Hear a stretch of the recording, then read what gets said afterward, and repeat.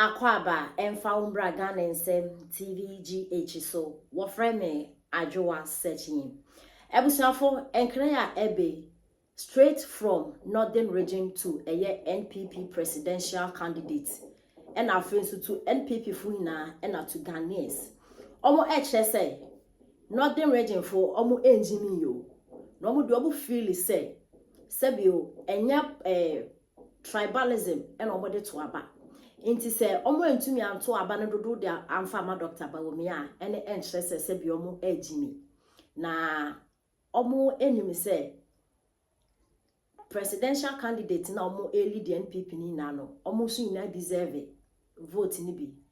from a year northness inti so omo entumi anto aba ni na ma Dr. Bawumia na se ndey honorable Kennedy Akompre kwa Japan and honorable Brian Champon omo di gina so aka say Dr. Bawumia kra Ufri northern region and so yadu ko gina no wan kasa nkrofo so omo mpe omo anto aba ma and then the omo de sre ne dia omo northern region for the omo says omo bo so omo kase eye 31st January about to NPP for wakoto no northern region for mbe ma Dr. your friend say sorry honorable Kennedy Akompre kwa Japan e ho kekafo no e ho nkeka ho no mbe mo 0% no mo de ni na ma Dr. Bawumia because and they NPP candidate omo kwako jina omo ato omo so aba no omo amana northness ne hu se bi omo ejimi but nye jimi no omo ejimi ndi so omo ntimi anto aba ne bu ma Dr. Bawumia enye se bi omo ankasa omo mpe omo nipa na emum no omo feel say candidate ni na e bi omo so deserve vote nti no omo to aba ne bi ma omo no na mpo Dr. Bawumia wan sada anwe e wo northern regions a nti say Ghana folk ka say one a year northern region for the kusem wo fo ma twene mu se de menti ase ye ne se me hu so obi timi te ho wo so ye doctor excuse me enya omu nyinara but ebinum a me susu se sometimes mo from so omo ye doctors professors but o ka bibi afa amanyoku we hu a na odo ono ni interest nko en kasa toda na sebi na ama emfie dodo odi ko school no na sebi akwa one day foolishness excuse me for my word oh exactly Oheneba ye ko election obi timi be ka kire wo se zungu fan koto aba amfa ama Dr. Laji Mahmoud Bawumia entini lusu ye eni ye analyze election ye ko nyina wi ni busa se enti election no figure sen ni di lusu ye zungu nyina ye kan vote ebumu a is less than even 1 million or so. But we lost election with a figure margin of be about 1.7. Fancy says the gungu for no cry na ekokoto sa abano. Edema Dr. Mahmoud Bawumia yes nanka deficit of hesa get the win election. Na so enye sa so na yeden etie. Ya na mean time pe tribal politics because ya na me believe in the competency than tribal. Me meti hamizungu ametimu. My NDC pen former NDC chairman. No me hwe say mi rezungu na me hwese majority no NDC fo aya na me ra eho ne say as NDC fo ne brebi omo de hye yetirim say yedie ana wo hia normal patcho testimony entima amanyo se mpuntu okura no otimu a onwene se amanyo ko na woto abadema no eso nya mpuntu ofrim but omoto abasa NDC na hwe omutim sa eteki NPP ana NPP ba power ye nhihye ya enchehye no cover obiama ene anibia bazongo se ampasa ye to aba de pempuntu entina ene pressure aba NDC force no wo hene ba amanfo bi di nam kase zongufo ento aba Dr. Brian Champon ka bi Dr. Yewura Kennedy Japan enso ka asasem bi asasem no mo kan nyina no ye san ba ba ye primaries muso mo ko gina sinima mo sisirimfo anto aba amfa ama Dr. Laji Mahmoud Bawumia ye hwe election ayeko ya na say primaries ayeko before general election no asen central Kennedy eye ni krum no percentage say no nya no ho oba northern regions so a percentage say na Dr. Laji Mahmoud Bawumia eden enya no ho ana oba we ni primaries nso ansane watimi aba be flag bearer aba be dia ko general election sanke to aba na nke krom ne edi base to aba dia na sanka central region hon ma Kennedy anasa eastern region hon ma ya na manfo de kano sanka mu Kennedy ni kasa na nko approve a kire yen say wo ya central ni ntin central region for to aba ma 95 to 100% e ma ni nyane o primary break and so wa anwene ho say so free central for man da maximum vote no even central crime say I remember say Bawumia kra BT no ho but no fufo na wo blame ye no no fufo no enso prove say ampa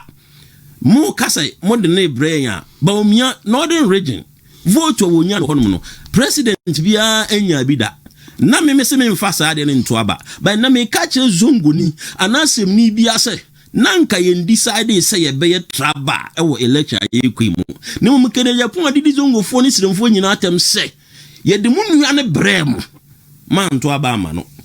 yese kwase aso na nyeden ansisa na dwene enti me crusade me champions isi ya ne say sebe me ka zongo asem obi atemase because me na me founder leader of Zongo for Change mano edru dwom kesepa e Zongo communities enti nanka me nye traba ne mum Kennedy kire me say si ye de unua brew say ye de na ba to abama no a na say wo to abama na say Kennedy no kwa ne we no na onhwehwe any vote en free Zongo for ho go so hwe Zongo vote ya free Zongo for dia enko gina sem enko kase esiremfo kura no ayede ne be kura man to abama no we don't expect say can no na bi kura be to abama wo Kennedy ni bi yes say ko premier san ko sirim na nya bi yes ko sirim na premier say ayekwi yes ko na say yekoto aba na say Bawumia anya ne say onya obesa betena akira basa ayeden e de adidi natem didi america akira omu nyina say kwasia na nsesa na dwene asemu a Kennedy ne bra mu gina ho mu de traba eye policy ye de Bawumia ba wanto aba amaye no ya da o mase o ma kira nyansa efi enare kro mu beto ama ye beto ama no amane na o mu hwehwe afri Bawumia ho no ne mu ye koto wie na se obi konya 0 wo kwa mu nko blemu se ade ntina wo ye den onya 0 because una wo kira ye nse mu nua no ntia nya den ye nto ma no wo wie na wo di gu ya nimtia di atem se ye nkwasiafo se bi se ya nto ama no enti na me I don't expect say omu bi se omu nya bi na nya ya dwene no no ne mo na ye to aba wie ye no omu gu ya nimtia kira ye nse se ye kura na ye no ye ho ye mpa ni ye nyo opportunity enti se ni ye ntimi utilize na be wie na dia nyame ma ye nkwane ehode ye tie ase a Dr. Alhaji Mahmoud Bawumia esa ba biem ne de afutuo bi o mo de ma ye bia no ya fa ye beto amana ba be ye candidate ye wia general election nso ba bia yesinto koye ukoto abasiremfuo mienu do mama esiremni Dr. Alhaji Mahmoud Bawumia esiremni anti siremfuo mienu pie wo siremu a Dr. Alhaji Mahmoud Bawumia kra na ya ade uko election 8 years apathy achew $1 to CD ujina so to nyema yesi nyema no kra eton ma no yasan tumo ni yasan age afro asan age scan bi adan aka ho bi now 8 years so achew nipa no amusan de ne bai na o yesiremni no wasan ne siremni ni nwa siremni na yasan akọ election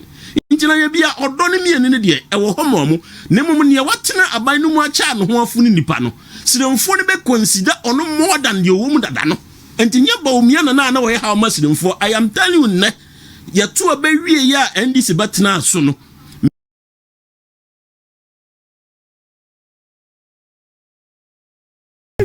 but Ama it goes into the core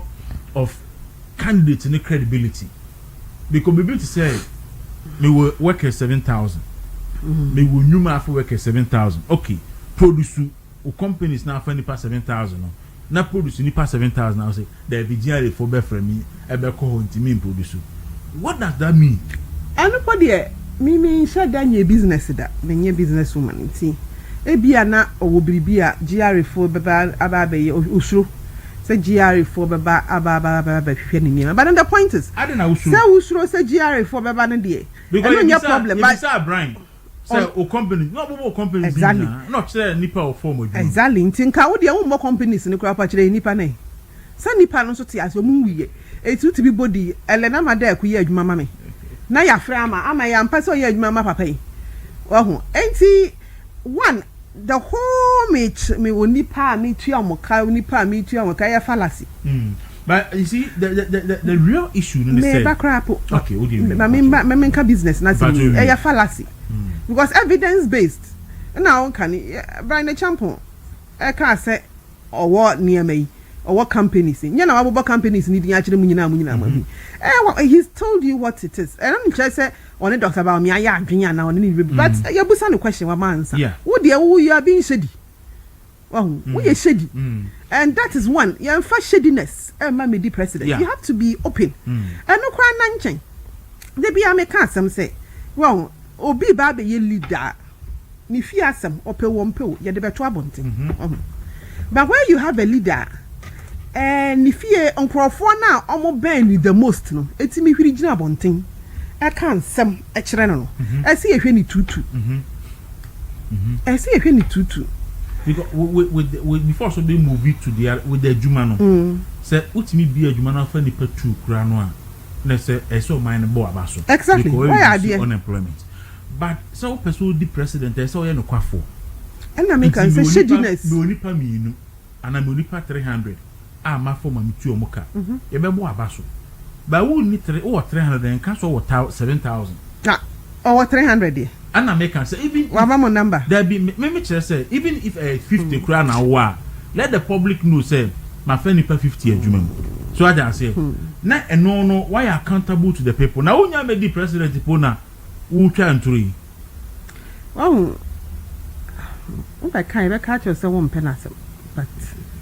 and yes, sir. Sister Joseph. Matisse and Crawforka and your ye and your ye. And I'm not more if you say you're a Kennedy to say a sometime ago. You and I bet now has me became. I draw sister draw 2 kwanya na ye hu baby owo na at that time you hear your MPs ni all man of you any bre okay say ye bet na he man no crowd ye can see you nim what she's going through ti ama ye nkasa ye no ye hu se ne ye si enka no na bibi ye no crowd o ma ye nyina ye hu ade anche na wo na wo mienu you know what exactly she's going through and now who crowd you can find out because one ne wo ma na what yes road mi oye adwo asafu okuroma sa wonyina mote nya mepo na meka enti mi hu ni se adwo afa ne ho yaw and she didn't hide it kasa adwo kasa ye no o kan ni plain se ne oye no eye ne ya and in her estimation no obi okura sa shuban ye ntimi mfa ni medi president and nso nkrofo so omonte ase na meka no ye obi aso obedi president and if asem hu hia nipa etwa ne ho ahia ni chocho mu ntwofo no how he treats them very very instructive very very important nipa na ben no ne yire ana ne yire no ne mama me no ne maame ne papa ne nua mema na busuafo na dwumayefo nipa omuhu no on a daily basis nipa oni omote no se ne o se ni omote na no ehu hia efi se sa suban no de besi abonten e de ababa ye ya yaka enti mu pa ye candidate analysis Sister Adwana Bekin. Yeah, no poor baby atana. Bible, we are software for Bible no, my enye wo God. Na entintin na nchurchiro. E be say kan ya di for no a na omo ewo ho no. Ohene, we Israel ne na odi nsem huna. Oba wanim straight na maka to say massa. Nsem hunu na wodi no. On fancy but ene Ghana sofo nipa ye boni e beka no na mo de akofra obi a otini ba bia onye hwe ena politicians munye sei ena sei munye unim se asoma si na ya de na enye no ensa wo se kire no ka kire no se ade na wo ye no wonya no untumi nka enti osofo Rangam president Mahama ye wadamfo oye wasoriba afini obetina akonya so no ensemu na wo di ni Ghana ha no wani tua tumi a waje abɔ no bo ne niema ɔyɛ wani tua en asname sɔfo wontumi ensikire ne nka nkire ne sɛ masa dia wo yɛ no nyame mpesa because sɛ wodi tuo mpo ene beji tumi nu a ɛsɛ wonya adwimi sɛ enipa na wodi wo mo so sɛ bi yɛnyɛ moa enti wodi buo kakra be ma nipa na wodi yɛn so no enti sɛ de nipa na kɔsan la to aba ma wo enti ene wo ba yɛ yi eye obi hu mehi enti me ne bɛkyia yam ma mi we yato ho me ne bɛkyia yam enti amamu adwoma ha ma ebu no de ɛyɛ vengeance awreto amamu na adwoma ha ma ebu enye se obebu ma me da bia me kase adwoma ha ma ne second coming we o me ya de papa ba akokra ma o man ni wako oba to ni paso vre san ama ni fie na so na wagya ye ho no asese sika no bia gu politank me no okɔ no baabi eno ana obɛyɛ ho adwuma na se ba se na se wontumi nka de a osofo aba better se obɛko anu atum sinse wode ba wada nyakukodo ba go se paimuka kanimu ebra sani brezemu ene se wontumi nka na se wode ba wada de a wanka ye na ye nyina lati ho na de obɛyɛ bia wonye ɛyɛ de ani a nsu anto ade bɛsa enfie na no so no so wonkɔkura no a ebedum na bia nyame beku no ne ta beso ma nyame eku no ma na wu obɛkɔ na Ghana da ho Koka, na wo kan bi person what for the say be you don't forget. Daru Obakaya President John Dramani Mama ye interview bi waka say na nado enyo on the be first kan na ni nua na be esika no. Yes. Okay. Maka de bia say bibi anana John Dramani kan wo position ni bibi o kan any bibi a o comment about bia no opa the first 1 year ni hwe bibi o kan bia no o ye a chensa me pa cho boxing no said ni nua na kan sponsors no 2 car show na me